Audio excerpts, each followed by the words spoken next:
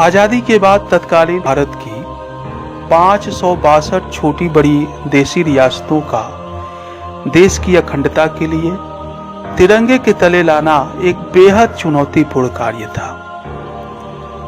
भारतीय स्वतंत्रता अधिनियम 1947 में यह प्रावधान था कि ग्रेट ब्रिटेन भारतीय देशी राज्यों पर न तो अपनी सर्वोपरि संप्रभुता रखेगा और न ही उन्हें भारत की नई सरकार को सौंपेगा।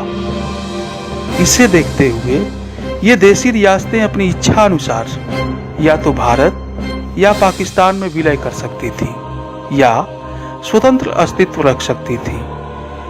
यह कठिन स्थिति भारत की एकता एवं अखंडता में बाधक थी। यह असंभव सा लगने वाला कार्य संभव किया एक ऐसे महामानव ने जिसमें कौटिल्य जैसी नीति कुशलता एवं दृढ़ता, अब्राहम लिंकन जैसी राष्ट्रीय एकता के प्रति अटूट निष्ठा और बिस्मार्क जैसी संगठन कुशलता थी। उस महान व्यक्तित्व का नाम है लौह पुरुष सरदार वल्लभ भाई पटेल। आज उनकी 145वीं जयंती है, जिसे राष्ट्रीय एकता दिवस के रूप में पूरे देश में मनाया जा रहा है। पिता श्री झाबेर भाई पटेल और माता श्रीमती लदवा देवी की चौथी संतान के रूप में आपका जन्म 31 अक्टूबर 1875 को गुजरात के करमसद नामक स्थान पर हुआ था। इंग्लैंड से वकालत की पढ़ाई करने के बाद भारत लौटकर अहमदाबाद में आपने वकालत शुरू की और जल्द ही आप एक कुशल वकील के रूप में विख्यात हो गए। वर्ष 1917 में गांधी जी के संपर्क में आने के बाद आपके जीवन की दिशा ही बदल गई और ब्रिटिश राज्य के विरुद्ध कार्य करना आपने शुरू किया। आपने वर्ष 1918 में गुजरात के खेड़ा जिले के किसानों और काश्तकारों का नेतृत्व किया। ऐसे ही बारदोली आंदोलन का नेतृत्व किया और सरकार को अपनी मांगे मानने पर मजबूर कर दिया। इसके बाद बारदोली के लोग आपको सरदार कहकर संबोधित करने लगे। स्वतंत्रता आंदोलन में आपको कई बार जेल जाना पड़ा। देश की आज़ादी के बाद आपकी प्रतिभा और योगदान को देखते हुए आपको स्वतंत्र भारत का प्रथम गृह मंत्री और उप प्रधानमंत्री नियुक्त किया गया।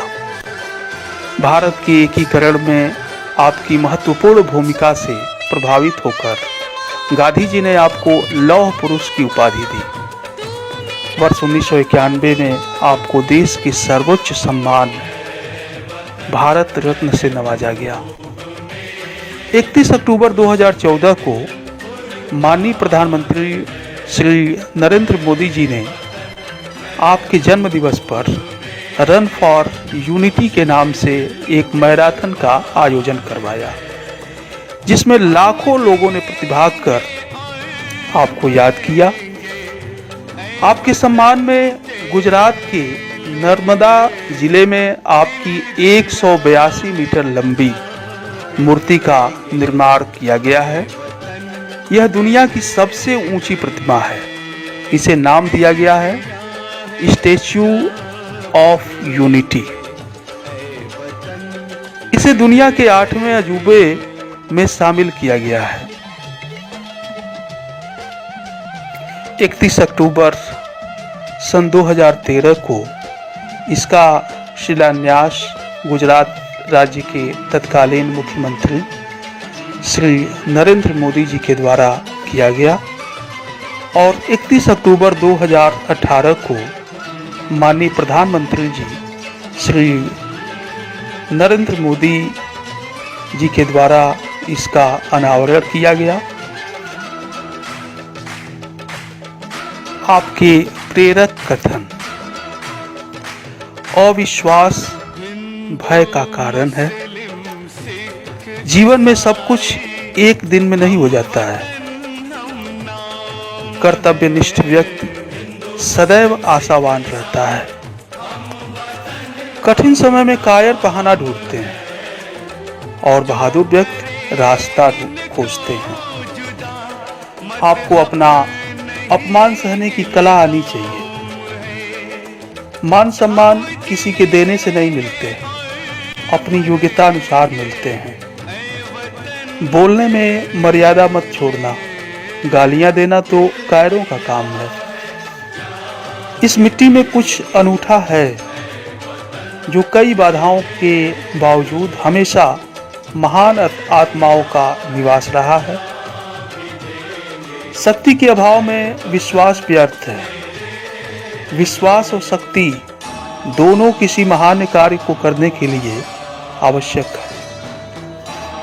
कल किए जाने वाले कर्म पर विचार करते करते आज का कर्म भी बिगड़ जाएगा और आज के कर्म के बिना कल का कर्म भी नहीं होगा।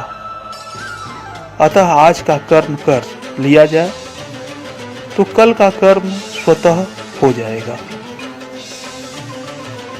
पटेल जी के व्यक्तित्व के बारे में एस.के. पाटिल ने लिखा है कि सरदार यदि अपने कार्यों के कारण राष्ट्र के लिए महान थे तो मानवीय गुणों में वह इससे भी महान थे और उनके बाहरी कठोर आवरण के पीछे एक कोमल भावुक हृदय छिपा हुआ था। संभवतः कई युगों में केवल एक ही बार इस प्रकार के व्यक्ति जन्म लेते हैं। ऐसे युग पुरुष को उनके जन्म दिवस पर विद्यालय परिवार श्रद्धा सुमन अर्पित करते हुए शत शत नमन करता है। बहुत बहुत धन्यवाद।